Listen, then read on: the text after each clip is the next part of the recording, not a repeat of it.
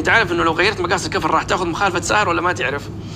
فنعم اعطيكم الان الموضوع. عموما لما تبغى تغير مقاس، عفوا لما تبغى تغير كفرات جديده، افتح باب السائق. في اغلب السيارات اليابانيه والاسيويه عموما افتح باب السائق، راح تلاقي عندك على الكتف حتلاقي مقاس الكفر المقترح من الشركه اللي حطوه في السياره.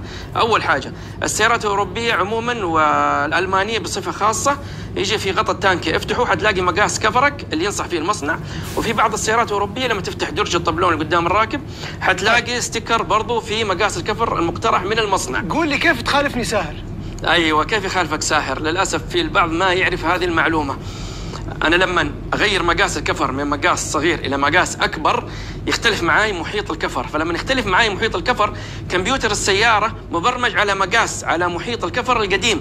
فلما تمشي أنت سرعة 100 الكمبيوتر حق السيارة بيقرأ السرعة على أساس إنها 100 على الكفر القديم، لكن الكفر الجديد محيطه أكبر فسرعته بيعطي سرعة أعلى هو ما هو مسجل في العداد. مثلا سرعة الخط اللي أنت فيه 100 كيلو سرعته، ساهر يصورك بعد سرعة 110، فأنت ماشي ومثبت العداد على سرعة 105 كيلو، لكن في الحقيقة لأنك كبرت مقاس الكفر فسرعتك الحقيقية هي 113 كيلو 114 115، فيلقطك ساهر على طول يصورك. كثير يزعلون كيف أنا ماشي 105؟ لا يا حبيبي، أنت غيرت الكفر، ما برمجت كمبيوتر السيارة إنه يقرأ مقاس الكفر الجديد.